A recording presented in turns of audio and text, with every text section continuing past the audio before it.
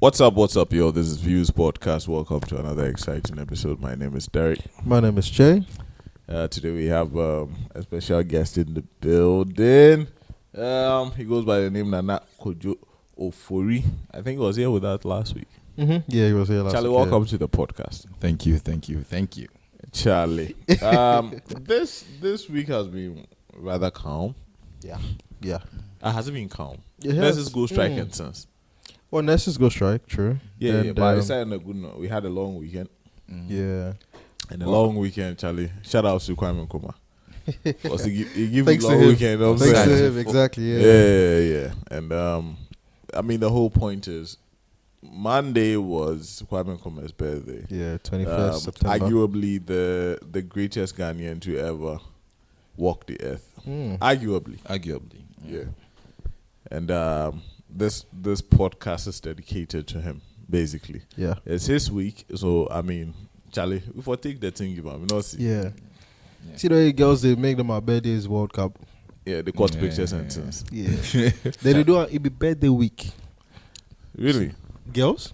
Girls, they do on birthday week. So we too, they do on Nkrumah week. Yeah, I mean, he deserves it, given everything, you know, like he's done achieved. for us. Yeah. And I know some people have different perspectives. They think he was some way.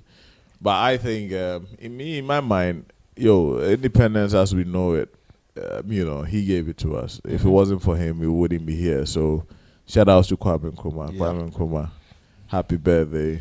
Happy birthday, man. Birthday, Sajifo. Even though you're dead, God bless your hustle. Or God has blessed your hustle. Uh-huh. Yeah. If you know me, you like, we know they hear No freedom, they talk on our mind. You are. Yeah, man. But Kwame Nkrumah, to me, I mean, he's an inspiration. Mm-hmm. You know, most often when you listen to like international media and stuff like that, most people talk about Mandela Yeah. and the Marcus Garveys and the Malcolm X's and all those people. The but Mumbas. I don't know if maybe it's a news outlet that I listen to, but I don't really hear the name Kwame Nkrumah.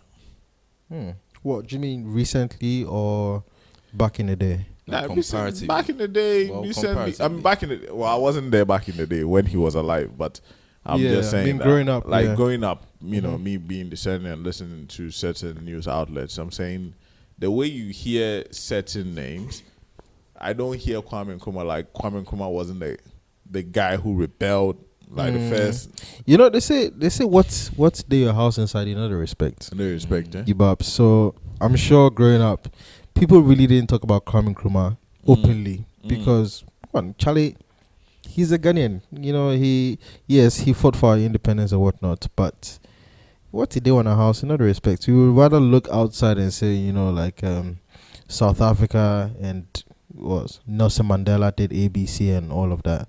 But what we experience, I'm even talking about the international media. Like, when I listen to international media, I don't really hear Kwame Nkrumah like the way you hear, like Mandela, Kofi Annan. Kofi Annan. You know what I'm saying? Yeah, you're the pop like the Marcus Garvey, the Malcolm X's, the King, Martin Luther King, and like this guy wasn't the guy who actually, started the whole thing. Yeah. I mean, he didn't start the whole thing, but he made a significant, Change. mark. Yeah.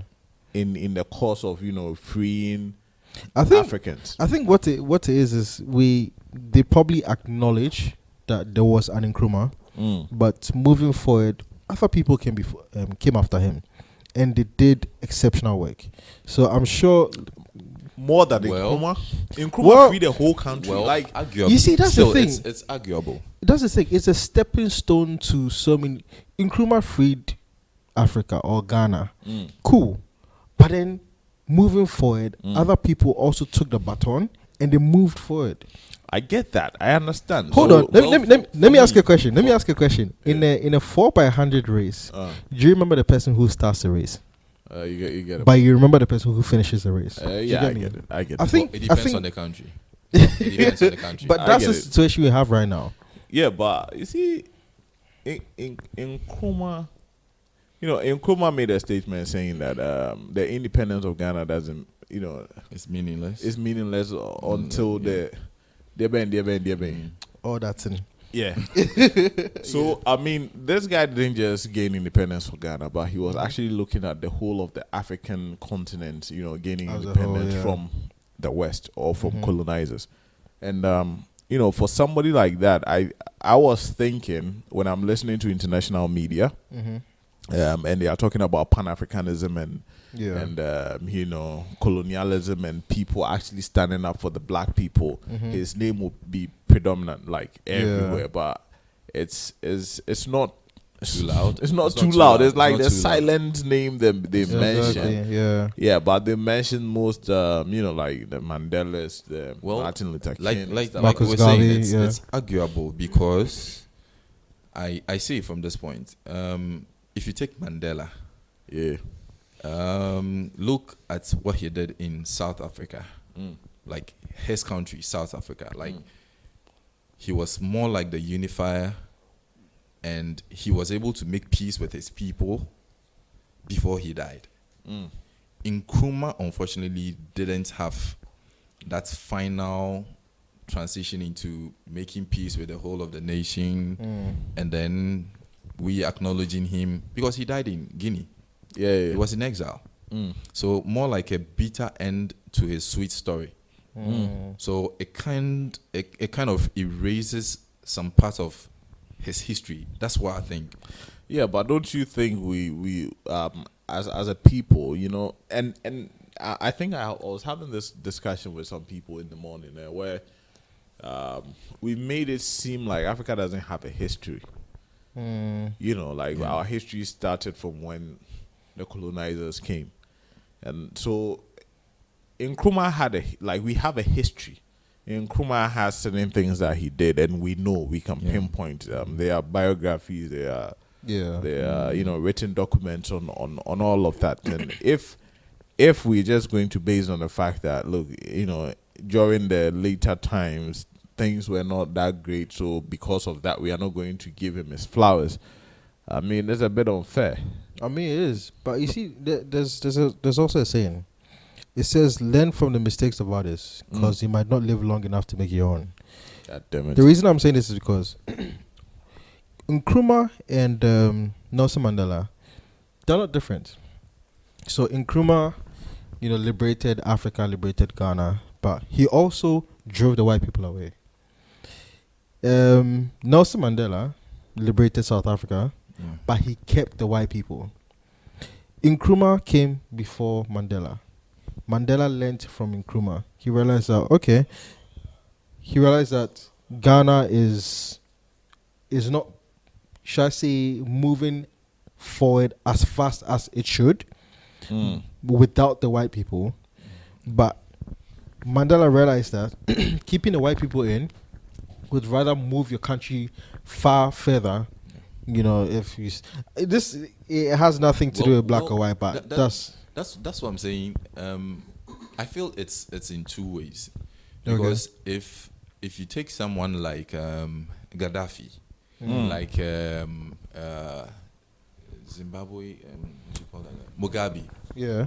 It's either you're extremely good with kind of like you made peace with your past, your present, and you exited on a good note, or you are extremely on the other side where international media will just bash you for everything. Like whether you do good, you do bad, Gaddafi no be good for them. Mugabe no go fit do anything good for them. You get it? So in that way, they are always known. Like they always talk about Mugabe, they always talk about Gaddafi, because they could literally see things, they could literally relate with him on many, whether it was good or bad. Like Nkrumah was more like a silent hero for me. That's what I think. He tried something with Ghana after independence. He had a vision. Okay, he started putting things together, like all his projects, all his reforms, but then he didn't ensure all those things were at his peak. Like all those things were at the peak. So let's say he saw Ghana to be in some position. Like I felt he could have done better to ensure they were really up there. Like, not just the reforms, not just putting policies down. And then I think his general goal, like his main objective, like his main focus, that's the reason why he's not known. Because he was the same person who wanted to unite Africa. Yeah. So I think in between doing something for your country, and doing something for Africa. Doing something for Africa. Yeah. So there's a bit of it here, a bit of it there. So it's like his So goals more were like too big you get for it. people to comprehend. So Yeah, but that's the whole point. I mean, well, fast forward. He wasn't able to do the whole African thing, but he was able to do Ghana. We got our independence. I mean, he facilitated and even instituted. Yeah. Well, he didn't, but got the Organization of African Union, OAU, back in the day. Now AU, in place. But here the whole point is and I would like to see things from his perspective. We are looking at what I think he saw back then, about over 60 years ago. yeah, because you're still talking about it. Yeah, over 60 years ago, what he saw happening, that Yeah. if individual African countries, which by the way were created by colonizers, we were just free, just walking around, just going anywhere we wanted, and then some people just came and then created countries. If we were supposed to go in that direction where every country was supposed to just gain independence, it was not going to help us as a people. So it was very necessary for us to unite and have the whole Africa, under one leadership, Yeah. where we have a common goal and then we fight towards that goal. Now, we have these individual countries and we know what is happening. Yeah. We know that now we are now trying to force ECOWAS and free trade amongst ourselves and all of those things. Like, it's like he saw something back in the day we didn't see. He was a Martin Luther King of our time. Exactly. So he saw that, look, just gaining independence for Ghana was meaningless. Like, if we really want to excel, and you have to look at this thing in a bigger picture.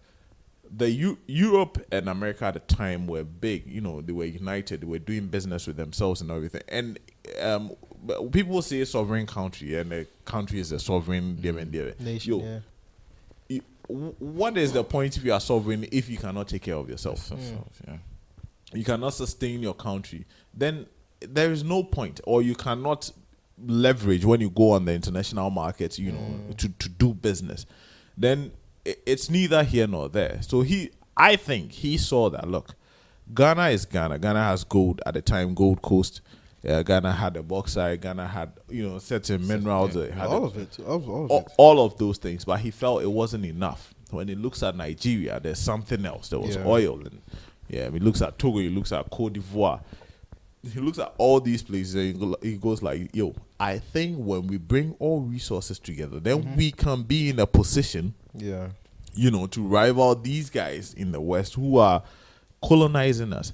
But if we just take Ghana against America, you don't have the chance. Like, it's not there. See, the numbers are not like then you know what I'm saying? It brings me to something I think someone ever told me. He said, to be able to help anyone, like from the mud, you first have to find yourself on a solid ground. You have to plant your feet on a solid ground before you drag anybody out of the mud. I felt Ghana was more like coming out of a mud, 1 foot out, and then you wanted to drag the whole of Africa with you, or the whole of the vision. That's true. Okay. So my point is, Nkrumah had a great plan. It was big. It was the broad. execution was Very good. some way. You understand? You understand? Because even if you take somebody like Gaddafi, now his sad ending. Oh, then you shoot. Then Gaddafi was just created a whole. But do some checks on Libya. Your building is ready. Yeah. Milk. Like, he had something in mind, and I feel he was executing it wasn't just in mind. It was actually happening. It was actually happening. Yeah. So, in as much as Obetine Gaddafi, you can look back at something and say, Charlie, this is a working system. Yeah, and now Libya is a failed state. Good. So that was what I was making reference to. I feel Nkrumah had a great plan for Ghana. Honestly, I still believe he's the most visionary leader we've ever gotten. Yeah. But if he had spent a little more time or dedication to whatever vision he had to make it work, establish, firm on the grounds, then from that point, we could have taken off to Africa like the bigger picture. Yeah. You get it? Yeah. Because I think he had this rubber, like, okay, the raw materials were not enough, so we have to find ways to process raw materials, because we can't drive these Europeans out and then go back with raw materials to them, process it, and then sell. They won't do trade with you. Yeah. So why not establish, processing units? But it was just not enough establishing those units. You get it? I feel establishing it, then making it work to the point where the whole nation could solely like depend on those things, and you were in that capacity to even say, I'm sending them out for export, or you get it. So once you are like firm on those, then you can actually go out and say, this is my success story. Now I want to buy you into it. It becomes easier selling those rather than pushing the agenda. Well, like, because at the time we're not all free. There were some countries still under colonial rule. Yeah. So I felt the balance was what actually. Joe, I think I understand you, and I will say I agree with what you're saying. But when I think about, like, for instance, business now, when you start a business, you have a great idea, like a marvelous, excellent idea. There's competition, yeah? Yeah. And so you start the idea gets out there. First year is great. After first year, second year, you want to scale up, yeah? Immediately, like, you want to scale up to make sure that, you capture what you're supposed to capture, so that competition doesn't come to kill your company, or, dilute the whole vision. Exactly. So sometimes you are forced to take some drastic, measures to scale up, or to sustain the idea that you have. And I think that is what happened. Like, in retrospect, we can sit here and then we can judge Nkrumah for saying, yo, you should have looked at Ghana first.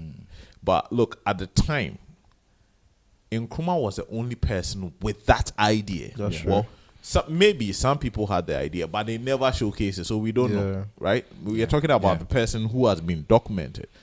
At the time, to have a black man with that sort of mentality and was very willing to actually see it through, implement it with all the obstacles you can think of. Exactly. I was about to say that. Yeah. Because have that vision with still the background of the colonial rule in your head. Like, because you know that back in the day, you couldn't even breathe without, confirmation from the white person, right? But he still had a vision, not just Ghana, but uniting Africa. Exactly. With all the obstacles that were still in his way, Yeah. like language, like independence, so many things. But he still had a vision. He was willing to see that through. He was willing to risk everything, his economic independence, his life, and amongst other things, was willing to risk all, put everything on the line to do those things. I think, me personally, I think it was commendable at the time for him to be thinking about such things, because even now, with all the technology and the knowledge and internet and global village and everything, we can still manage to maneuver our way, through the issues surrounding, all these things. Yeah. And that is why I think, I talk to a lot of people and they think, yo, Nkrumah could have done better. Why didn't he allow the whites to stay? We could have been South Africa, how developed it is, and all of those things. I like how people keep saying we could have, because you are not there. Because you're looking from the outside and you're saying that, okay, he could have done this, he could have done that. But imagine you were in his position and you couldn't look at.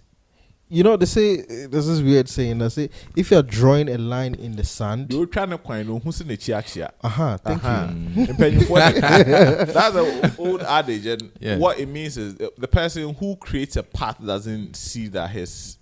You can't correct. You need someone. Like his Basically, back you need is someone to crooked correct or you. whatever they call Exactly. You need someone from behind to tell you that the line you're drawing in the sand is not straight. Yeah, but we Basically. should acknowledge that guy, even though it was a thick forest, and didn't know what was at the other end of what he could see, He was still clearing the still path. thinking that, look, there's something there, so I still need to create a path Exactly. and go in that direction. So for you to have your opinion is because someone cleared the path for you to see There you what go. could be or what could not be. Now you have education. So exactly, thank you.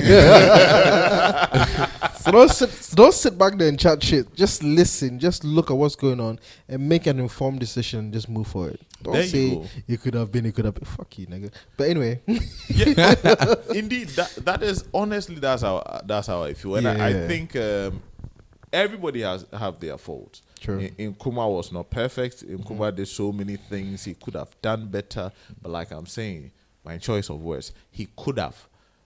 I'm sitting in a privileged position, and I'm saying that he could have. Yeah. If I was given the same opportunity, I'm sure I same would- situation. same situation, I would have fucked everything up.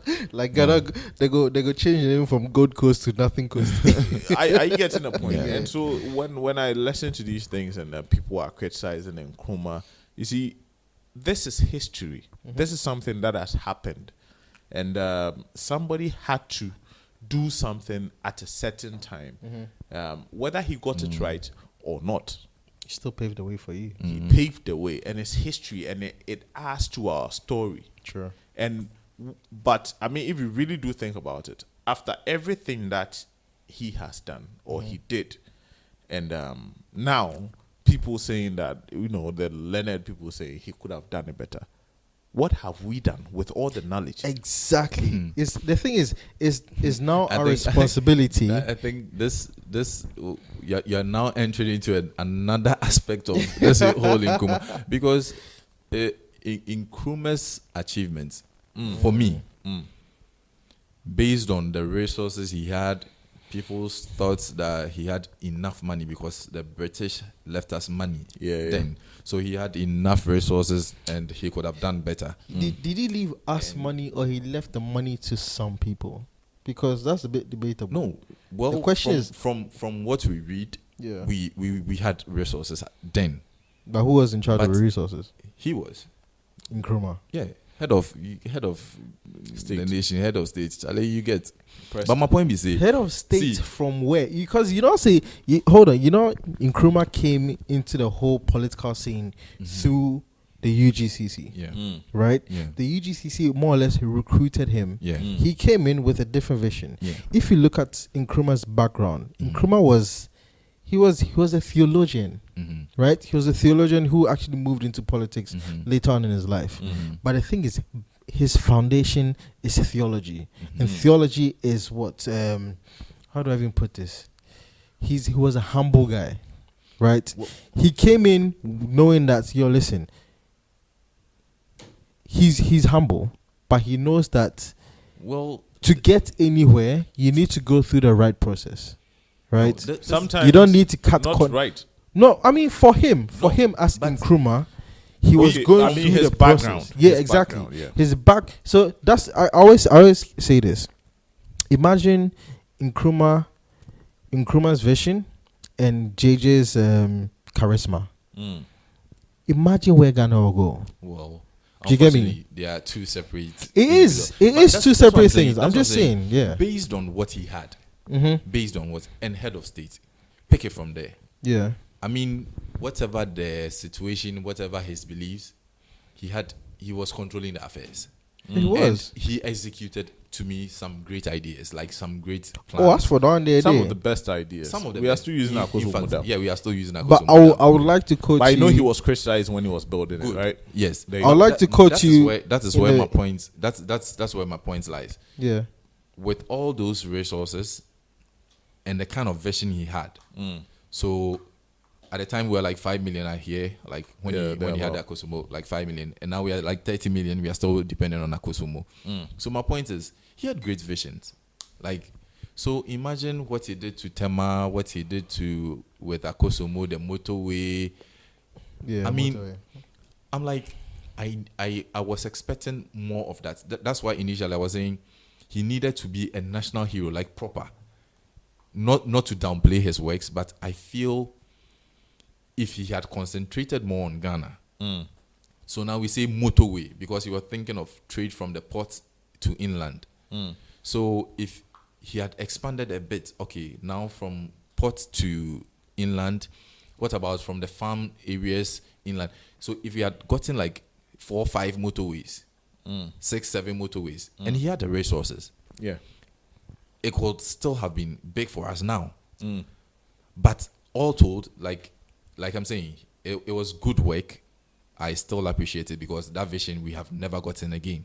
I mean, Serious, we have well, never I w- gotten again. Because if now our best roads and we can still boast of motorway, like we have to do touches on motorway, not to redo the whole stretch. Yeah. Then it means he had something great.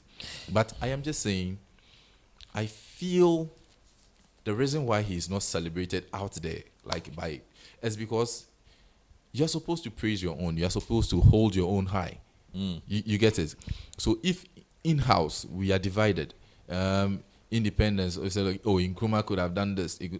Imagine, Mandela is unanimous, if or so they portray to us. Because if you should mention Mandela, he fought for them, he went into exile, he came, he united them. Yeah, It looks like the story is, because Mandela was the guy who allowed the whites to stay. so it was his idea. All I'm saying is, Yes. everything he did was so focused on South Africa, making South Africa like great. Yeah, but you see, this is my whole problem. You see, Nkrumah is a bad guy because he sacked the whites or the colonizers. I don't think. I don't think so. No, that's what people. That's what- other okay. people, make it It is seem like no, if it we is had. because they are making comparisons now with South Africa. You Okay. don't know the struggle But that- because Zimbabwe have That is whites. the actual They- point they that I'm coming actually to, have Joe. whites. That's the actual point that I'm coming to. If you look at South Africa now, you see, we sit in this country and we think South Africa is nice. Yes, South Africa is nice, but have you been there? The black people, what is their standard of living? Terrible.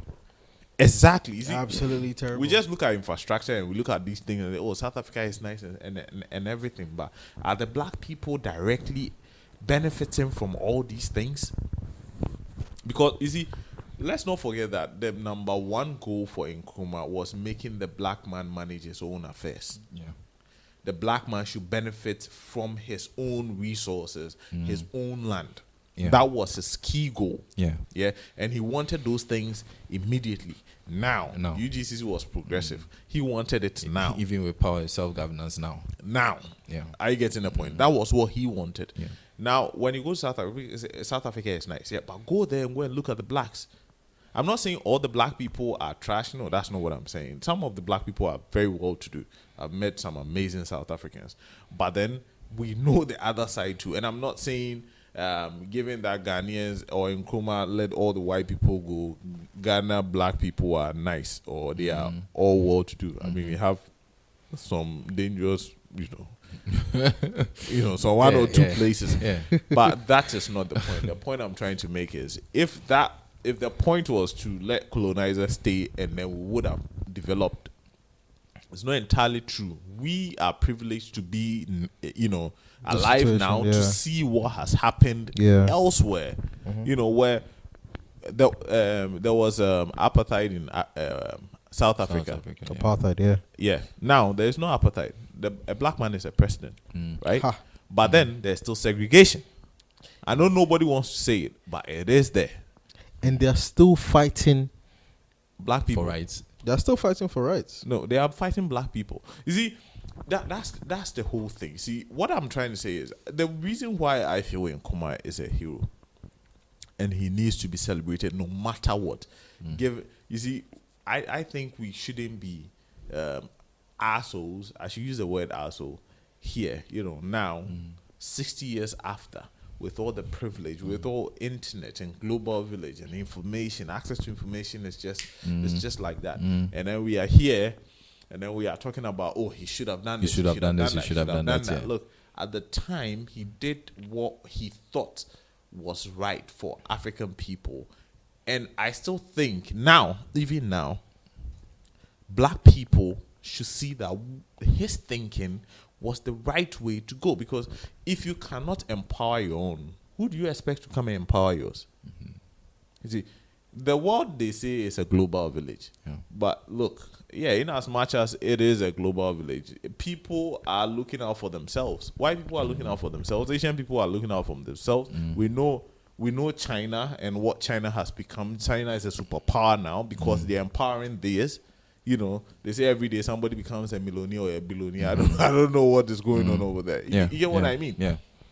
So what is wrong with him, trying to empower Africans, even if it looked like he was trying to get absolute power at the time in Africa? But the whole point is, we would have been so united, we would actually have some good leverage to negotiate or to go into business, to do some sort of transaction with these superpowers, the Western world out there, Europe, America, and the rest. Yeah. Derek, I think I understand where you're coming from, actually. Because the vision, if we were to dive into his vision, then I think it makes a whole lot of sense. Like, the whole vision thing he put out there makes a whole lot of sense, because if all these nations are united Africa, we have timber here, we have gold here, we have this here, we have this here, then we can actually fight this Western world, or we can be dependent, like, on ourselves. We'll be the greatest nation. You understand? Continent that was the vision. It is well understandable. Like, he had a plan. But I am only saying, before executing that vision, he should have first and foremost. But that's the privilege in you speaking, because after 60 years, over 60 years. Derek, it'll be so you are sitting here in and then, no, I'm not saying you're downplaying. I'm just saying that you can only say that because over 60 years, with all the technology and the information you have and the exposure, with everything that is going on, you can say this. But if you were there at the time, I'm sure Kwame Nkrumah would have been your hero, because there was no information. There were no text messages. There were no smartphones for you to immediately access information. Yeah. Everything you were reading was what was typed by somebody. You're reading in newspapers. Good. Are you getting? And it can be skewed. That information can be skewed. So now you're driving to where I was, where my point is, because the accounts of Nkrumah, just like Rollins, was more of experiences of people. So let's say those on the bitter side had a very bitter story to tell about him. Those who experienced what they experienced, like Nkrumah, Sidama, they also had a different school of thought. Yeah. So it wasn't like a united front where we had one common song that we sing. You get where my problem is. Let me say this to what you're saying. When you go to America, I'm sure the South have a different story from the North. The South felt very betrayed by the North for causing that civil war and ending slavery. It was very profitable for the South. They were enjoying, they were living their best life, and then all of a sudden, because it wasn't really profitable for the North, they decided to make it, uniform. No more slavery. Well, all I'm trying to say is people always have a different, perspective to what the issue is. Yeah. And people can argue to the teeth and have a valid point why something should not be done. But at the end of the day, when there is a visionary, in this case, for America, Lincoln was that visionary. He saw that, look, this had to be done. Even if we have to go to war, we have to go to war to get this thing done. All I'm saying is, you see, even for white people, it wasn't easy for them to get to the promised land. Yeah. There was an actual civil war in America, the land we revere so much. For them to get to the promised land, people had to die, blood had to be shed for them to get to the promised land. And when Lincoln was saying that, I'm sure the South went like, "Fuck this guy." Yeah, Are that's you what I'm getting- saying. Imagine Nkrumah's vision and Rollins' charisma. I get what you're saying. Like, he could be dirty for this country. I get what you're saying, but Joe, I don't know if you get what I'm No, saying. I get what you're saying. I so understand what you're saying. But Okay, what no, you go on. from I just want you to understand from this point. I just want you to understand from this point. With all that, the vision and everything. Yeah. My point is, if Nkrumah concentrated a little more on Ghana, just a little more on Ghana, then the story would have been out there more. Do you know, I that is a very valid point. Yes. You I don't know if I'm making. I I'm making a understand point, you. I because- understand you. It's more like don't count your chickens before they hatch situation. Meaning, make sure you've been able to handle this small circle before you can move on to the larger circle. I mean, you should be strong. It's just like No, but then I also want to say something to that. You see, the thing is, if that bigger circle didn't come, which is the unity of Africa, if it didn't come, we'd never have Marcus Garvey, we'd never have Nelson Mandela, we'd never have PLO Patrice Lumumba, who is now still preaching the unification of Africa. Do you get me? You see, the thing is, cool, we have a smaller vision, which is to unite Africa, but that is not the end. Because we have continents. Exactly. Africa is still considered as a continent. Do you get me? And within even Africans don't consider Africa as a country. We consider it as so probably maybe I should just create this scenario. Imagine this Thai rubber making companies we had at the time. Yeah. Imagine all this processing, this cocoa processing, and if we had given it a little bit more, just those. I mean, if we had given it a little bit more attention, and investment, for it to firmly stand, like before we go to other African countries, we are selling our products in as much as we were selling Unity, or whatever. Ghana, we are producing cocoa, we are manufacturing this, we are processing, we are turning this into that. Back in the day, we were doing a lot of things. Good, but my point is, even Ghana here, it wasn't all over in Ghana. No, it wasn't. It wasn't. Yeah. It wasn't. You get the whole picture. So my point is, Nkrumah did a whole lot. I will salute him any day on that. Yeah. But I just feel, I'm just making all these points because of the earlier question you asked, why isn't he celebrated as much as Nelson Mandela's, and because now I think even the Western world will even talk more on Gaddafi. Joe, you see, I think the reason why he's not celebrated as much was because he was a radical. Nkrumah was a radical? Yeah, he was. No, than Nkrumah? Gaddafi. No, Gaddafi is Than now. Mugabe? I'm talking about then. No. You see, time has passed, so You know- they can sweep this under the rug. But at the time, he was a See, radical. Like Larry, we had history- people. I Joe, mean, I'm coming. It's a bit true, though. We It's a had bit true. people who were here. Had school, been to the United Kingdom, and had the doctorates and the He was lawyers he and stuff even, like that. He even went to the US before he went to Exactly. the UK. And they were pushing for progressive, independence. And then there was this young guy who just comes in and he says, like, fuck that. I need it now. And I'm going to do whatever it takes for me to get it now. It's- That is a radical. Yeah. It's not Yeah, just but that selfful. It's like there was a UGCC, and then they brought this 5th or 6th member. That's what I'm saying. All of a sudden, this guy's come Yeah, to I change get- the I whole get Derek. What I'm saying. paradigm. I get- You I get me? Derek. If So I'm the if- Western world, and there is this guy in history who came out of nowhere, He's some just small trying. boy, He's just trying to came fuck everything up. and he fucked. No, not trying. He actually fucked everything up Yeah. and gained independence. And he was black, just Yeah. like everybody else. Why would I want to talk about him in that sense? And you So see, he Derek, didn't let me just ask you gain this the question. independence, Let me he just gained ask the you this. independence Let and me just sacked ask you this everybody question. else. Exactly. So let's forget the whites. We don't need the whites to Talk about history. talk about history for us. Come on. Let's talk about our own history as blacks. Yeah. Tell it. When tell you it. go outside of Ghana, just outside of Ghana, Yeah. and let me take Guinea out. How many other African countries will celebrate Nkrumah like the way we expect him to be I celebrated? will say that. I will say this. Yeah. You'd be surprised. But let me say this. I think I was having a conversation with some people, and I was talking about the power of the media. Yeah.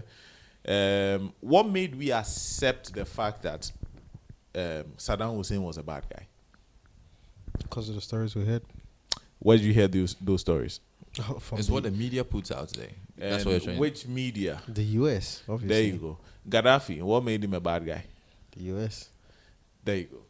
So Straight up. I'm saying that you see, people's perception, perspective, or expectations are shaped by what they hear, and what they hear mostly will be the media, either radio, television, paper, all those things. Deep. And the big media networks are not owned by us.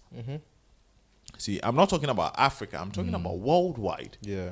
They are not owned by us. They are owned by the Westerners. Yeah. So, before Saddam Hussein will go, me and you accepted that Saddam Hussein was a bad guy. So, even when he went as a sovereign country, we felt, he was a bad guy. It's okay. It's cool. Yeah. You know what I'm saying? It's good he went. Yeah. Same for Gaddafi. We were somewhat made to think that this guy's a bad guy. So, it's okay he goes. Now, Yeah. if you really do think about it, as a sovereign country, was he supposed to go? I don't think so. Are you getting a point? See, now from where you are coming from, wait, like where you're coming from. Wait, Now, I wait. just want to Let chip me in learn something. something. Our own dear Paul Kagame.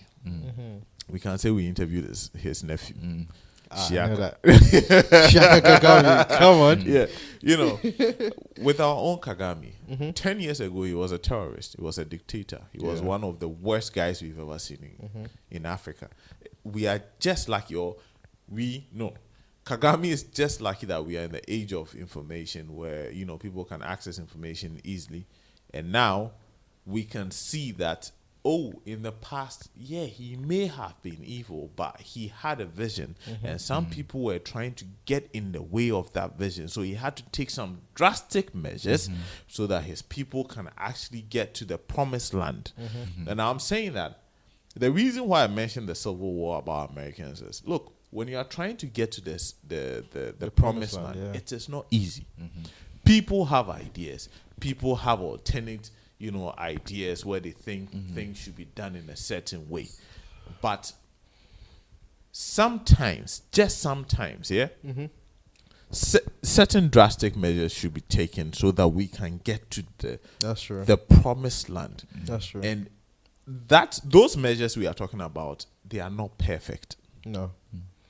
And that guy is a very bad guy. Whoever is implementing those measures is a very bad guy. Till we actually get to the point and go like, oh shit, He was actually doing us a that favor. was the reason why Exactly, he was yeah. doing this. Good. Are you getting But that? Derek, so from this point up to this point, so he has this vision. People were supposed to project. They didn't project what he did, right?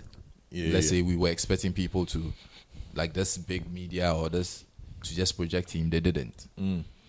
Fortunately for us, now there's history. Yeah. There's history. Regardless, we were not there when Nkrumah started his revolution and everything, but we can now talk about it. So there was history. What did we put down as Ghanaians as the history of Nkrumah? That is your selling point. One. Me. Because, no, not just you. Because now, if we should go, Google, you probably check for clarity's sake or for, how do you call it? Like, authenticate with Wikipedia's and all. There are books. There are stories. Exactly. Good. I like that. There are books. I like that. Which Exactly my point. My The- point is the who best tells way- those stories, those authors. Nkrumah wrote a book in 19 20 something. There you go. One or this. Okay, I don't know which, but this is book called Concerned Citizens by Nkrumah. Yeah. And in page 192, he said, "It is far easier for the proverbial camel to pass through the needle's eye, hump and all, than for the erstwhile administration to give sound and honest counsel of a political nature to the liberated territory." Basically, he was just talking about the colonial masters and their opinion in our development as a country. Do you get me? Listen, there are books there. The easiest way to put or to progress history and not being adulterated is to put it in a book. If I tell you something now, and the 20th person is supposed to hear the same thing, it will change. Good. He has written books. Good. The books are there. Cool. But the question is, how many people are actually reading these books? So it comes back to the same thing I'm asking you. It's No, cool. No, listen. No, Derek. But the people who need the information will read the books. If you really want someone to sell Nkrumah, I have this great product. Which is what, your phone? I feel You're it's holding your great. phone, okay. I feel it's great. And I expect the whole world to jump on it. See, trust me, no matter how great that product is, if I don't make noise about it, it will never be known. Because it is of mine interest. And I have to push my interest to you for you to buy. You see, No, it's true. What understand Joe the is interesting. saying. Understand the interesting. No, understand the interesting. As Ghanaians, if we really want Nkrumah out there, then we failed him on that. Or we failed that bit of history. I agree 100%. I understand that You thing, get but it. I can also say that, listen, I knew just a little about Nkrumah. But because we're going to do this podcast, I said, let me do this. Let me do a research on Nkrumah. And I realized that this guy actually wrote a book. Which This is is- not enough. It could be one of many, but I just found one. That's what I'm saying. You see, he writing a book doesn't guarantee that story out there. No, what I'm trying to You say need- is, you need what I'm us trying to to say push- is, Joe. what I'm You trying to need say us is, to push if you that need thing. to know, Yeah. you will find a book. That's the thing. Yeah, but Joe is saying that it's not about. It shouldn't be a need to know basis. You It understand? should be out there. So You you're understand? saying it should be See, taught in class. no, It listen. should be Exactly. taught You see, to listen, everyone And growing that's- up. That is what I want Let's to say. go Joe, to China. Joe, let me Let's say. go to China. Joe, let me I just say. want to land on this. Uh, Let's go to China. Emperor Huan. They study Emperor about- Huan. No, my point is, I just want to put in like a quick one there.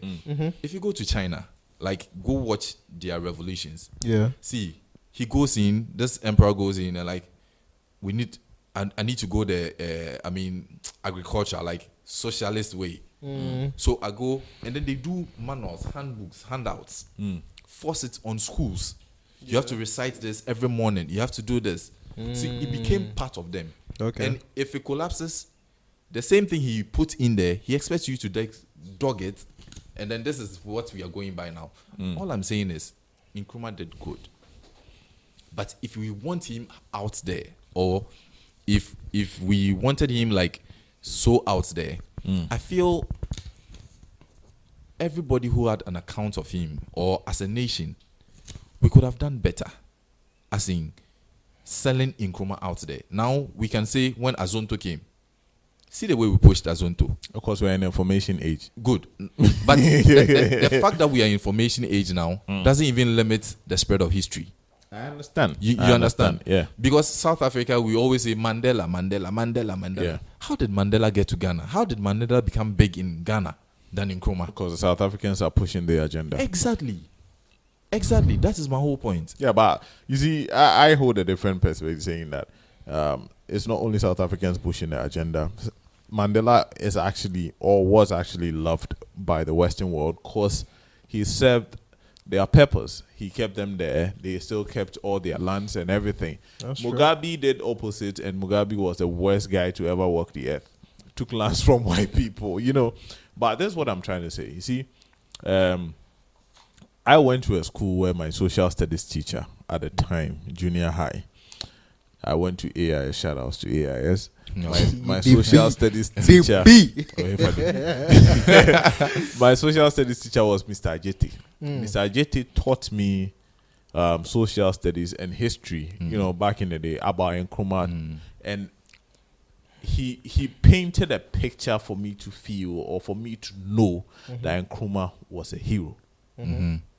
That's what he did for me. Great. And when you read the social studies book back in the day, Joe, you know, I don't know, but Joe, you know that book I'm talking about.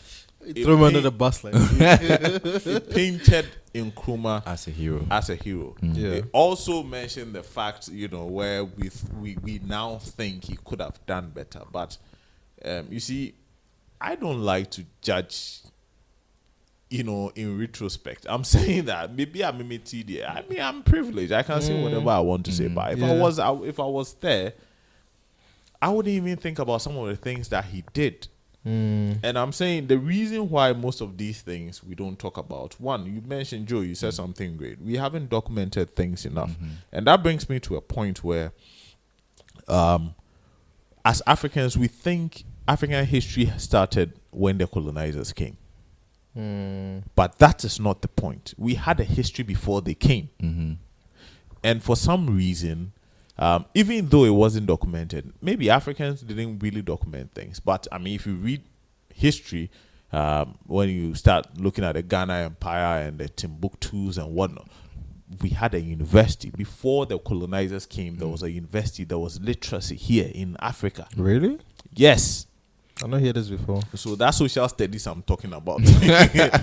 You know, you had the Ghana Empire, the Mali Empire, the that's where Timbuktu was. The richest man to ever walk the earth was Mansa Musa and Mansa all these Musa. people. So there were universities. Things were documented. What he was saying, like what he's saying now, the documentation. I think whilst they developed quickly into putting them into books, like way back. Yeah. We were doing this scribes on walls, on scrolls, and stuff. I mean, we're writing on ghost and stuff like that. You see? Representations and all. But my point is, no, Joe, you let me end my point. What I'm trying to say is, you see, it will benefit black people, African people, to understand that we had a history, or we do have a history before the colonizers. And even though ours may not have been documented, ours were verbal. They told us stories by the fireside. Okay. You know, these stories were passed on. For every village, the oldest person had to tell stories to the young people so that they would tell it to their children. Yeah. That was our way of communicating history. It wasn't effective, but it was still a good communication. It is effective. Exactly. You it wasn't. No, it is. You still know about Okomfo-Anokye. Yes, Antoine. Yeah, but then my story obviously will be different from the person who told me No, the story. let's check this out. Yeah. It's been documented now about Yas Antoine and Okomfo-Anokye. Where did they get it from? Stories. Exactly. And these stories are very important. These stories, you see. So I'm coming. Let me just say something. See, our old people were very wise. That's why in Africa we say we have wise sayings, proverbs. Those people were like exceptionally wise. Let's not, you see, the problem I have is as Africans we bastardize everything we have because we now know pen and paper. Our people were very knowledgeable. They could keep information in their heads. They could transfer that information. Okay? Apart from inscribing on walls and stuff like that. And I'm saying that, look, before the white man found pen and paper, what were they doing before? Telling stories. It's the same thing. So why is it that we decide that because now we know white and paper, we bastardize everything that we know? I'm saying, look, this morning we're having this conversation. Democracy as we know it, we were practicing democracy. Yes, we were before the colonizers. We were practicing democracy. We had families in here. See, I'll speak for Ghana alone. If you go to the Akan tribe, we had Asona, we had Oyoko, we had Hwan, right? And it moved. The paramount chief moved from family to family. So to family. I'm just saying something. I think I'll say we had a form of governance, not necessarily democracy. Ojo, even America, Yeah. have convinced all of us that they are doing democracy. Good. but it is not. So that's what I'm they saying. have an electoral So college. that's what I'm saying. Joe, say let me we say had something. That a shit's so form weird. we had a form of governance. No, if you America say that, listen, fine. if America can call what they have a democracy, then our chieftaincy was a democracy. That's all I'm saying. Because I bet you all the families, the Busuapenyi of all the families were representing the people of the family.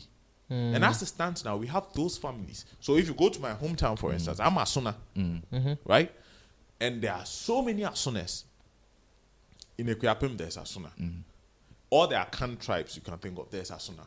Once you belong to an Asuna, you are all related. Hold on, and what's an Asuna? It's what will you call it? Like a royal family? Yeah, all the families are more like royals. a broad umbrella. So it's a broad umbrella. You can call it a clan. Yes, yeah, it's a clan. Clan, So it's a okay. clan. Yeah, we Okay. are all clans, but we have clans underneath Under the umbrella. that umbrella. Okay, Yeah, okay. and it used to shift. Mm, The paramount chief used to shift. okay. Like that, and so the Ebusuapenyi or the head of that particular family represented everybody in that family. Okay. So when we talked about the elders of the palace or of the people, there were elders from all these families. Yes, but Isn't reported that to the a cabinet? Isn't that a parliament? Are those people not speaking for the rest of the family? No, And the family we are talking about is not a Derek, nuclear family or an extended family. We are talking about a clan. So Derek, it's the Derek, people. But don't go in. Don't compare government. The reason why I'm saying No, listen, I'm saying listen. something. The reason why I'm saying Joe, I just want you to Joe, understand. let me this. say No, something. listen, I just You want let you me to say understand something. this. I am Because not comparing a form- governance. No, I'm not saying okay. that Maybe I'm we had I'm just saying our own way of listen. doing things. Good, All I'm because- saying is, as Africans, after pen and paper, we bastardized everything to make it seem like we didn't have a history. Like there was no sort of governance. Before the white man came. Before the white man. That's all I'm saying. Yeah. That is what we have grown to believe. And I'm saying that it was never true. There was a sort of governance which worked for us. Pen and paper came, we started documenting something else, and we think what we were doing before wasn't important. So before brick and mortar, there was mud. Yeah. When you go to the European countries, there are brick and mortar which dates into the 1800s. Yeah. And that is a historic, architecture. It's still there. We on the other side, we're not too so fortunate. We're doing brick and mortar, clay and stuff. Yeah. So it rains and it washes everything away. But it doesn't mean that we didn't have a history. Yeah. That's what I'm saying. And even though rains have washed those things away, it doesn't mean we don't have a history that we can hang on to. And I'm tired of black people thinking we don't have that or we never had that. Like somebody had to come and teach us those things. Because we had it. It was here. We are practicing democracy. And when I say democracy, Joe, you are saying that No, I shouldn't say that. Don't say democracy. So, Don't say the democracy. reason why I'm saying that you can't Because- tell me not to say that is because somebody is practicing electoral college and we call it democracy.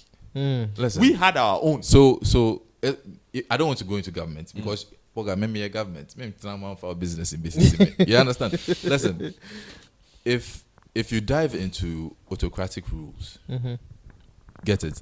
There's nothing like a one leader, like the head of state, and nobody else. You definitely find advisors.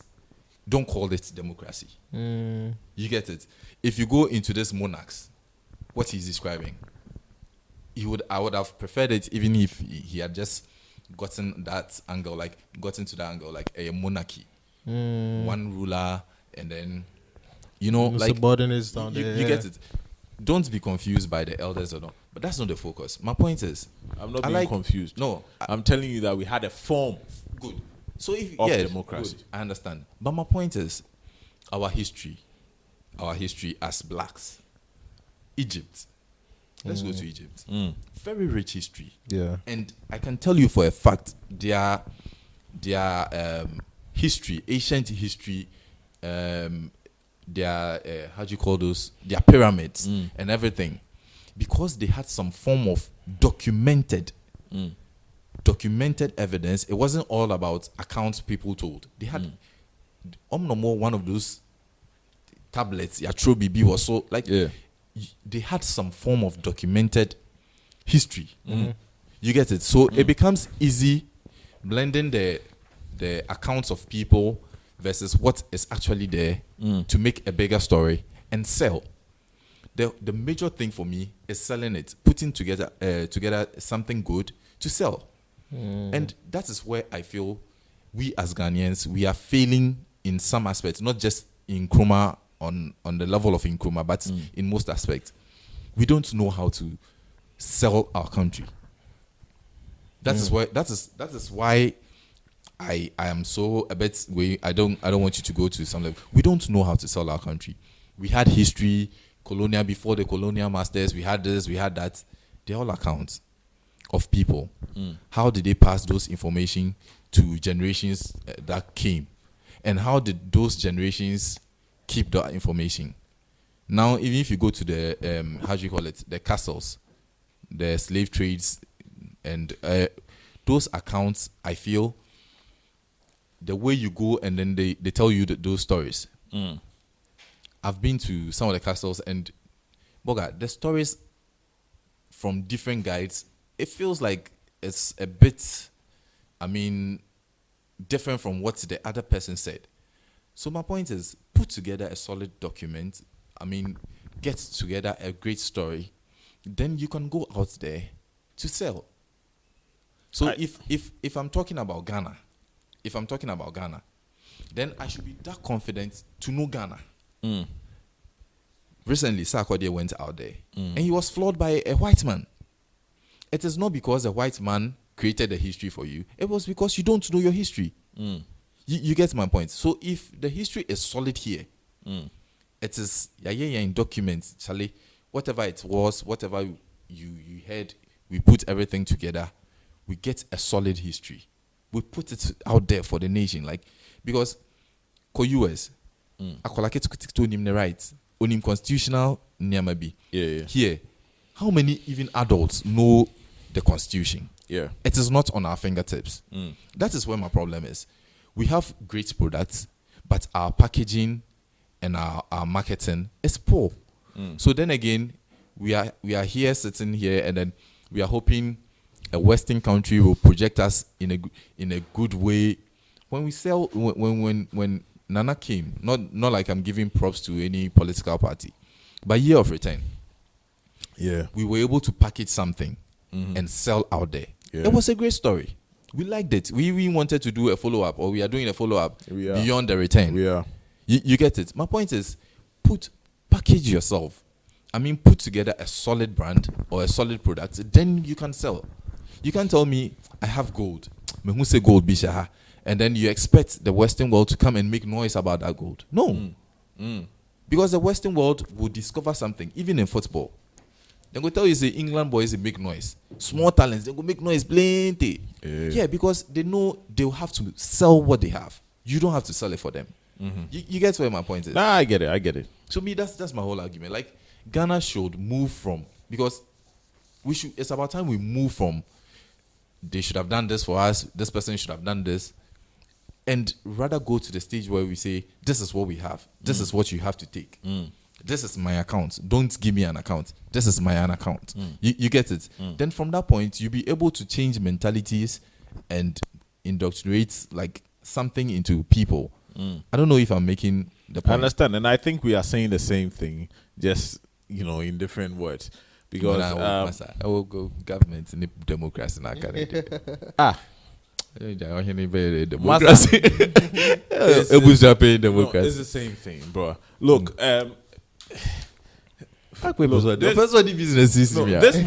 this morning, I was talking to somebody, and the person was telling me that US, they have a democracy. And I said, so what's a democracy? I said, that's what he told me. You don't understand their democracy. And I said, I thought democracy was one. How come I don't understand theirs?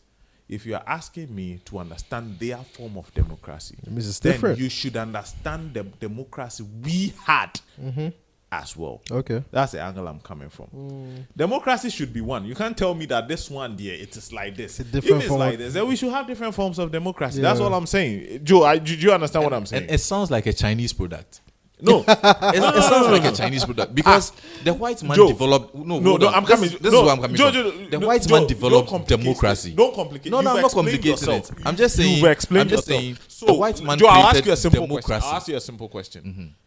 US, are they practicing democracy? They are practicing democracy. Then we were practicing democracy. Popular votes are supposed to win elections. Not so. Sure. Does popular votes win election in US? No, it doesn't. No. So is that democracy then? What? So if you term that democracy, then we were also practicing a form of democracy. That's all I'm saying. It's as simple as that. No. See, Am I going crazy or No, what? no. I know. you know where I democracy as a stance, the name democracy and everything, the formation of democracy, it wasn't done by us. Relax. Whether you were practicing, as you were saying, it was someone's conscious effort. Like, no, we have this monarchs, we have this autocratic leaders, we have this style of leadership. Yeah. Let's try this, a blend of this, to get democracy. Okay. That was a conscious effort by someone. Yeah. My point is, there was some form of governance. There was some form of, understanding. Okay. Yeah. But what they are describing as democracy now, it wasn't anything that was, there before, as in, we were practicing it and they said, okay, go to these people, they are doing this. It was a conscious effort to say, no, if you want to say, we want to do A, B, C, D, this. You get it? Yeah. So my point is, that was invented by somebody. We were practicing something, some form of governance. There was orderliness. There was a clear line. My point is, once there is that clear line, you were not even able to, should I say, define it to the world, but it just made there was understanding at the time for everybody. It made sense. So stick to it. What they call democracy now, it was invented by them. So they give you the terms. They give you what they call democracy. That's how come you are going into elections and somebody can just call out, we need international bodies here to do, because it was their terms. They created all those things for it to be called democracy, or for this you need this. Before it wasn't that. There was no terms given to us by anybody. I think I found a problem. The reason why we are going back and forth is, and I think we mentioned this before we even started the podcast, I don't conform. You see, that's the whole point. I refuse for anybody to tell me that his is correct, but when I do exactly as his, maybe I'm wrong because he's the one telling me this is how you're supposed to do it. I think that's the whole problem. You see, you cannot tell me you are allowed to do this, but I am not allowed to do it because you gave birth to whatever it is that you are talking about. To me, democracy is telling me that everybody should say so. The popular vote wins the governance. No, so. Sure. So me, I'm expecting that if 50% plus one vote for a certain party, that person is supposed to be in government. But if we have been in this world and Clinton, Hillary wins the popular vote and still does not become president, Loses the electoral college. then you are practicing something other than democracy. But if you tell me, I should understand that is your democracy. No, I'm saying if you tell me that is your democracy, then I now understand that democracy is democracy, but there are different forms of democracy. So by that same ideology, I can tell you that in Africa, we are also practicing democracy, but a different form of it. Okay. Are you getting the point? Back in the day. Back in the day. But That now- is where I'm coming from. In that sense, now we need to like you said, they brought us the democracy. From where it came from, they were still calling it democracy. It's just a word, though. I understand you. Yes, just I a understand word. practice- you. the But the practice thing is, is the the thing is, differentiation. they evolved based on their situation. They haven't evolved. We are still practicing No, electoral college. that's what I'm saying. It's cool, Derek, but you know they're where the still problem calling is? it democracy. Derek, you know where the because problem where is? they're coming from now, We as blacks, Yeah. we are not able to own it. That is where our problem is. It's not. It's See, not. I the don't. problem I is- don't I'm think. saying I don't me think and it's you- about owning. no. I don't think it's about that- owning. No, Joe, let me explain. That's what And I'm it's saying. not, Me it's and not you, exactly we are like speaking the same language. probably, but but it is in not. different. You know why I say we don't own it? Now, they bring that. They brought democracy. Say do things this way, this way, this way. They are able to make changes to it. Okay, so before this, now we need this popular majority. They are able to alter it. Now I know in some African countries they said, oh, you're practicing 4 years, like 2 terms, and somebody come in and say, okay, now I feel 4 is not enough. So for your first time, I want to do 8 years. It's democracy and this. Yeah. So that's why I said earlier on, okay, I said China. Once you are not the original way of it, you don't even understand the product. You get what I'm saying? So it makes it difficult altering it. I don't know if I'm making sense. Let me just ask you a very weird question to bring us back on course. Do you think Africa or Ghana needs to still follow this democratic No, rule I that you're don't. talking about? No, I don't think so. No, I don't. Now Because do you- now even do you- back now in- do you see what I'm saying? Me and Joe, we are saying the same story. It's cool. We are singing the same chorus. It's cool because we are saying the same thing in different languages. yeah. All I'm saying is this whole democracy thing is just a word. We have to define it to suit our system. I like that. Like for instance, development. What is development? Development is very subjective. It's very broad. Yeah. Very broad. It is not one like Infrastructure, like human. one whatever, like if this So is what many is forms. development, So it many cuts forms. across. No, No, yeah.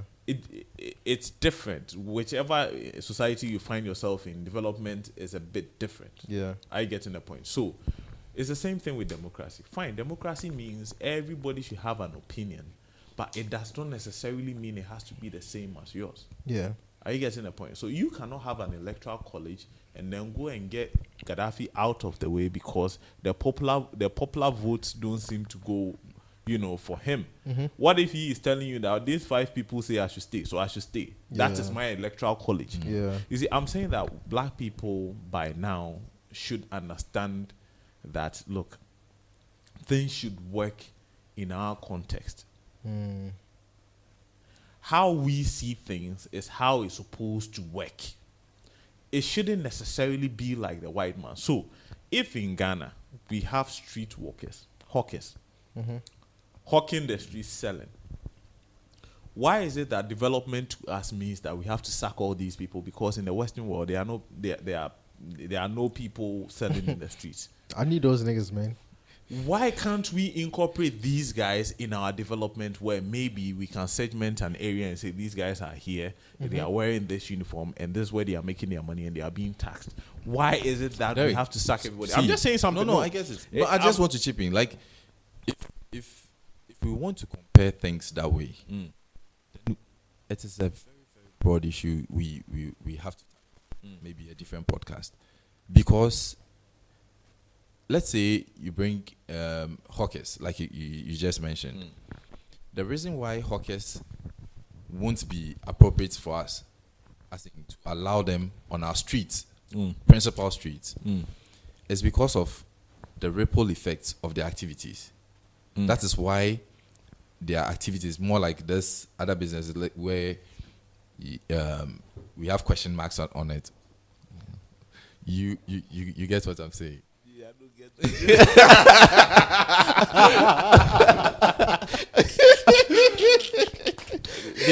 Derek, see, hawkers. Now they're on the streets, moving vehicles. Automatically, you are telling me, say, ambulance in here ready because you to me will be anytime. Joe. So my point is, my point is, Joe, let me tell you something. I get. Let me tell you But something. development. You are not getting my point. I'm not saying that means we have to legalize hawkers.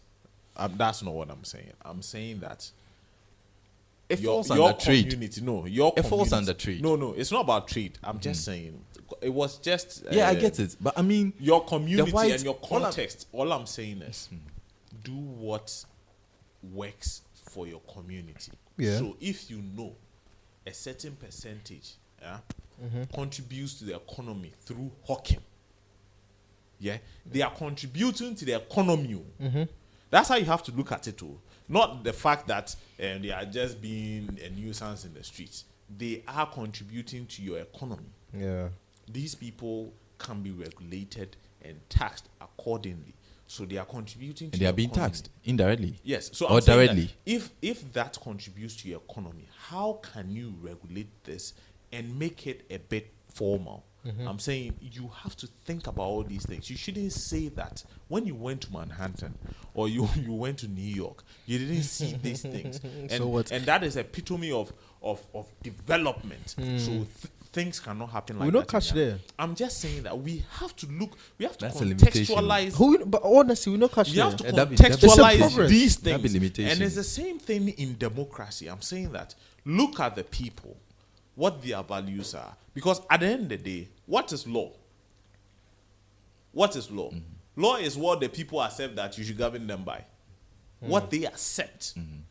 That is law. Law is not something you go and sit in your room and cook up and then come and give to the people. If the people accept that, I think this is, I can go by this. That is what you can use to, So I'm saying that democracy too, it has to be contextualized. So you are saying that Obama went around trying to liberalize gay rights, went to Kenya. You saw what Uhuru Kenyatta told him. Told you that, look, in our country, this is not an issue.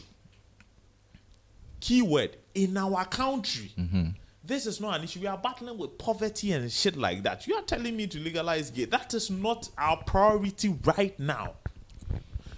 If we can contextualize things in our sense, how we view things, how we operate, our tradition, our culture, all these things, then we can build something that works for us and not what the colonizers are saying that this is how it's supposed to be. Because they've told us how it's supposed to be. And we have seen Iraq. And we have seen Libya. And we'll still see more. We will see more. Yes. You know why? It's not working. The only reason is you're not dependent. See, this is where we always get it wrong. Libya was For you- dependent too. No, relax. No, Libya was very dependent. How dependent? Whatever it is that Gaddafi was doing, they were dependent. So how until dependent? they took the guy out. How were they able to convince them? Media, bruh. A voice. Something made people understand. Look, we have AU, African Union. A member of the African Union was invaded, and the sitting president of a sovereign country was killed. And everybody just said that. Sound Why? quiet. Because their hands are in their mouth. They beg for loans. That's what I'm saying. They beg to be fed. I mean, how do you bite such a finger? But do you get my Joe, point? you see, if we are going to go about this conversation that way, then we'll end this podcast saying that there's nothing else we can do, but you just go to what they are saying. No. We are talking about what should be done ideally, and I'm saying that as black people, as an African community, I'm saying that we should see things in our perspective, given our culture, our tradition, okay? And then we do things which benefits us. Today I read something. It's quite unfortunate I've forgotten. But the whole import of it said something about tradition, and it's like tradition is not you, like it's like you feeding from the past. People make it seem like tradition is you're always going back to the past, but tradition is not you feeding from the past. Tradition is actually who you are. So you cannot say tradition is outdated. That's the whole import of that statement. I'll look for it. Tradition is the foundation. It's a foundation. It's who you are. Yeah. Americans have not lost who they are. Exactly. People are now fighting them to lose it. That's why they still have Confederate, heroes. Yeah. Statues, which still exist to this Exactly. date. So that's what you're saying.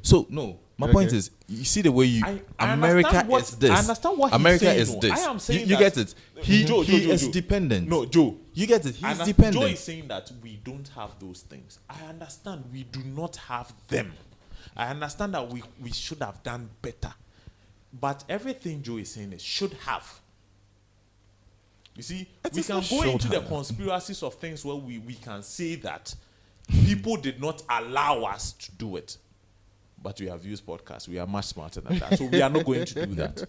So that's why I don't want to go into the should have. I'm saying that now that we are here, what do we do? I would rather educate my people to say that people listening to this podcast to say that we can do better, and not say that because we didn't do what we have done, that is why this is happening. No, Derek, I think We you're getting me already wrong. No, you're getting me wrong. Okay, so Because you can explain yourself, but we already know the issues. Yeah. What is happening? I am saying that, look, Nkrumah gave us a blueprint. That blueprint, he pulled it out of his ass. Out of nowhere. Whatever little education that he had at the time. I'm in quotes, that's what I'm saying. No, it's cool. I mean, I'm just saying he entered the same dream Martin Luther King. Yeah, he just pulled it out of his ass. This is where we need to go. Yeah. You know, when Martin Luther was doing this, his marches and whatnot. I had a dream. Nobody had done marches and had a dream and written those speeches and stuff like that. But he felt deep down that, look, this is the way we have to go. And if we don't continue in this direction, then Charlie, nothing can actually be achieved. And I'm saying that Nkrumah, given who he was at the time that he came, with the level of education he had, with the people that surrounded him, couldn't have done anything other than what he did. He had his flaws. Sure. So does the South in America. They had their flaws. They were still practicing slavery. So does everybody you can think of. You know, Columbus, colonizing people who didn't tell them that they should come and colonize them. But it was colonization. But he's a hero. You see, I'm coming from a very specific point. I'm telling you that, look, why people talk about their heroes, we think of their heroes as motherfuckers.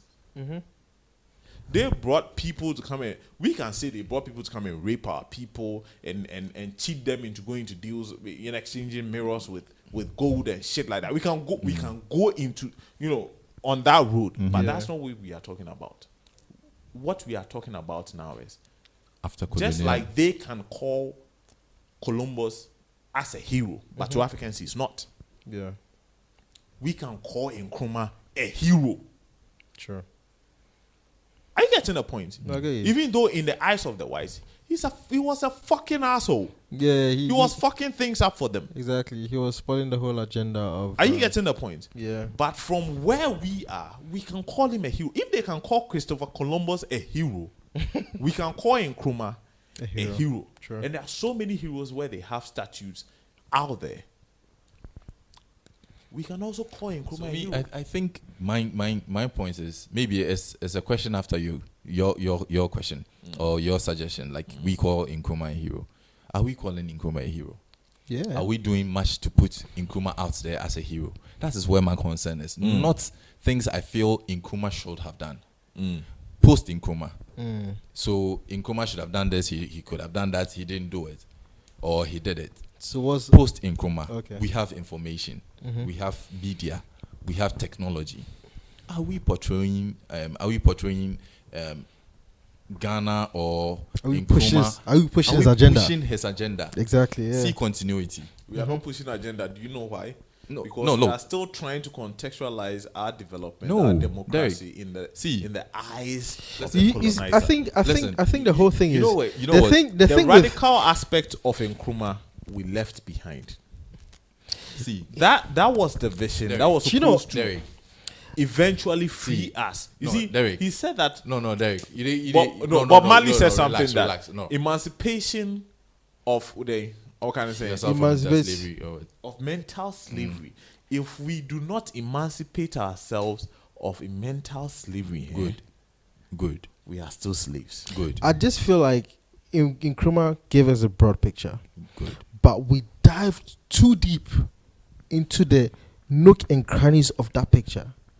So, which is development of specific African countries.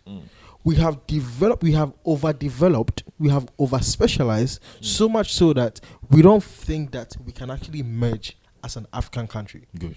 Because Nigeria is so different from Angola. Good. Angola is so different from Guinea-Bissau. Do you get me? In terms of language, in terms of priority, Everything's different. We have over specialized. So now, do you understand why Nkrumah wanted to do it at the time? That's exactly what I'm trying to say. That's why he wanted to do it at that time. Back in the 'cause day, he knew. if he did it, He knew. it was See. to him. To him, it looked like it was so many obstacles to It was to not cross. fresh.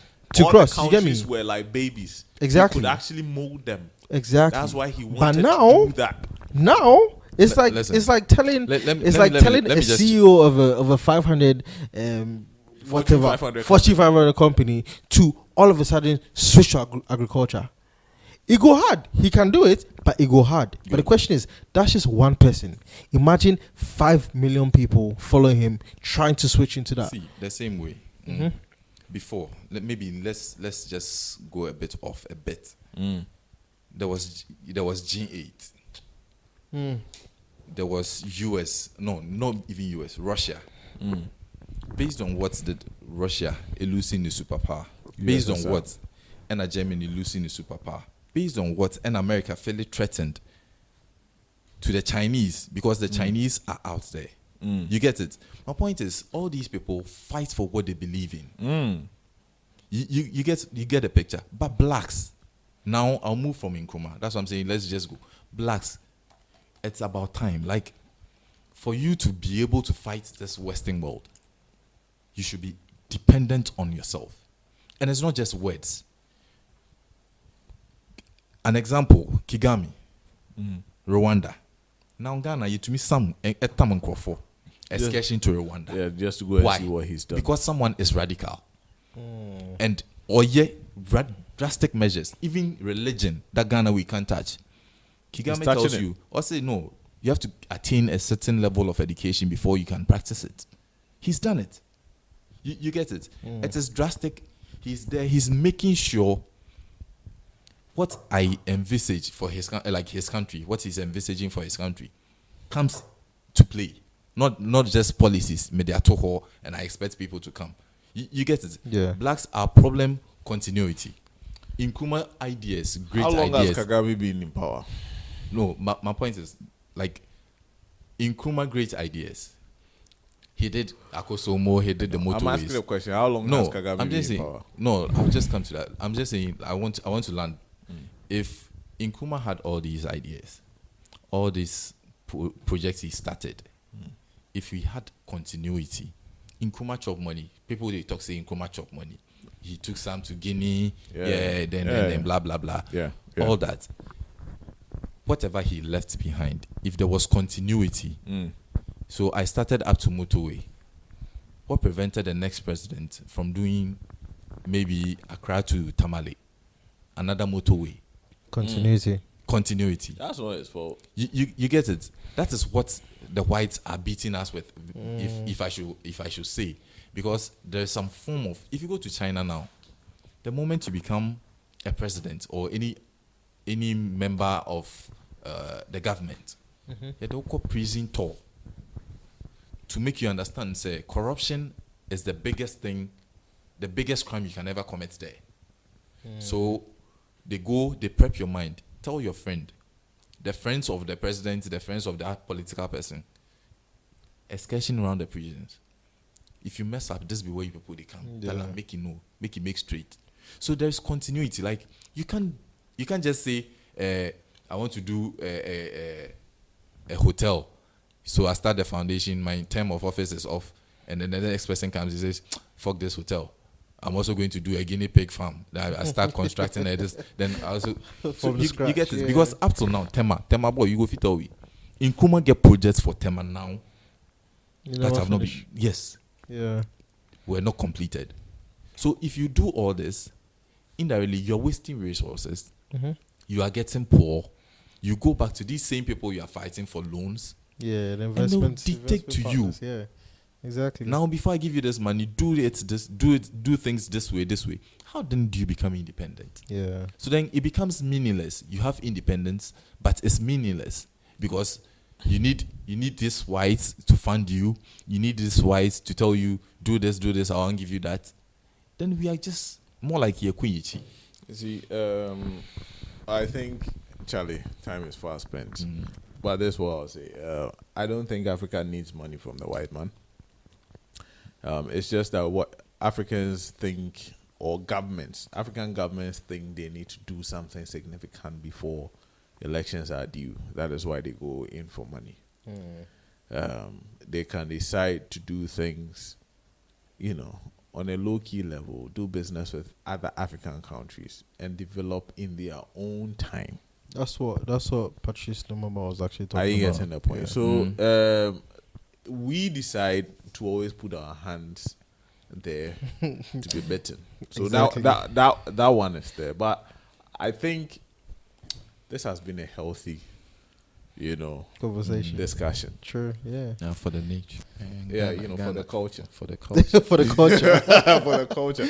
I think this has been a very healthy Yeah. discussion, and I didn't think it was going to go this way. Listen, it was quite interesting because we were talking about what we're going to talk about with the whole, this Yeah. whole coming from. I was Yeah. like, look, just start it. I didn't know it was going to go this way, Look, but this just has been a very healthy one. And Yeah. I'm quite impressed. But any last words, Jay? My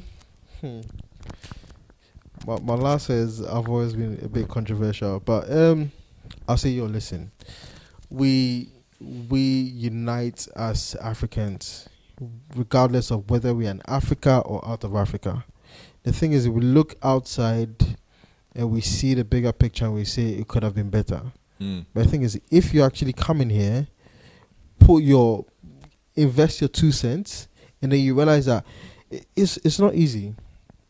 We can plow a different route and make this country or make this continent a very better one. Your visions and your hopes and your mission can actually be incorporated in where you think Africa should go. So, I'll say, Charlie, everyone has a part to play in this country. So don't just look back and say, it could have been better. If you actually contribute your 2 cents, we can actually It will be better. Exactly. Yeah, That's what I'll say. Yo, Joe. Yeah. Any last words, bro? Well, I would say, for a fact, I think we are behind as a nation, Ghana. Looking at it from where Nkrumah started to where he wanted us to be, we are behind. But it doesn't mean we can't catch up. I mean, it's about time we start doing things right. It's about time we start believing. It's about time we start packaging ourselves well to be able to create that success story we so dream about. Oh, man. I just feel we are just giving up on ourselves too much. But it's about time. Because if you are here and you are focused, you make money. There are opportunities. I mean, it's about time we look here, develop this place, and then move the country where we feel it's supposed to be, rather than make noise about where we thought some people should have taken it. There you go. I like that. Charlie, like I said, I didn't really see this coming, but it's been a really healthy conversation. We started off, trying to shout out our very own Kwame Nkrumah, his achievements and whatnot. But you can't have a healthy conversation if everybody is singing the same chorus. Sure. We should have these, differences, and then we speak to the differences, and then we come up with something great. And that's exactly what we've done here at Views Podcast. I think Nkrumah is a hero. Yes. Forever be. And if anything, we should learn from what he was able to do with all the obstacles that he had. Even though he may have his faults, but Charlie, he did what he had to do at the time. And we should, with everything going on now, with information and everything, we should be able to do better. I always say that Africa doesn't have an excuse to fail, because the blueprint has already been given by the Western world. Exactly. They've gone through all the phases of development, and there's a blueprint. So we don't have any reason to fail. Exactly. And if we are supposed to learn anything from Nkrumah, with his determination, with his focus, with his aggressiveness, given the blueprint, the sky is the limit. Exactly. And that's exactly what we have to attain. Shout out to Nkrumah. Happy birthday, Nkrumah. This week is yours. Happy That's birthday. why we are doing this for you. Seko, Nkrumah, and Charlie, like you forget one of them. maybe in the future we can get one of his children Of to his Nkrumahs, to yeah. bless us, with a podcast. But for now, Oh, we'll get there.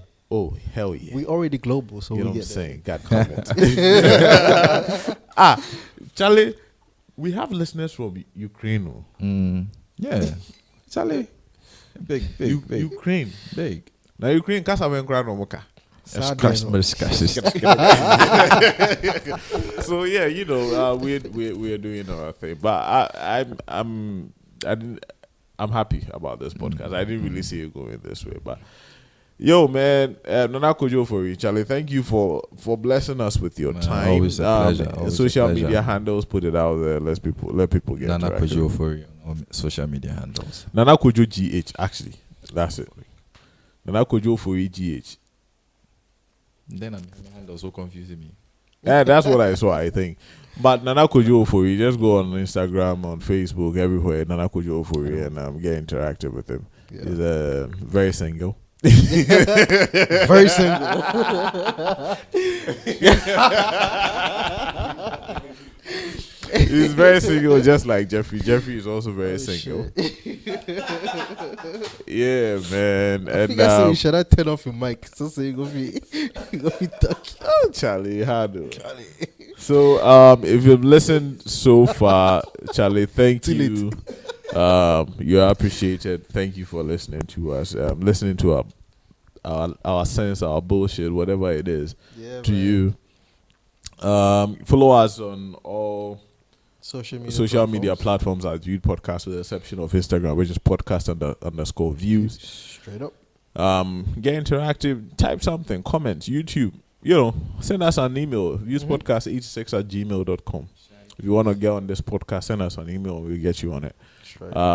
Thank you once again, and as always, like we say, if you listen to this podcast and you liked it, good for you. Good for you. If you didn't, good for you as well. As well. As always, we try to spark a thought or a conversation, and I hope, or I know indeed we did that. Like we always say, love God, love yours, and love all. And we out.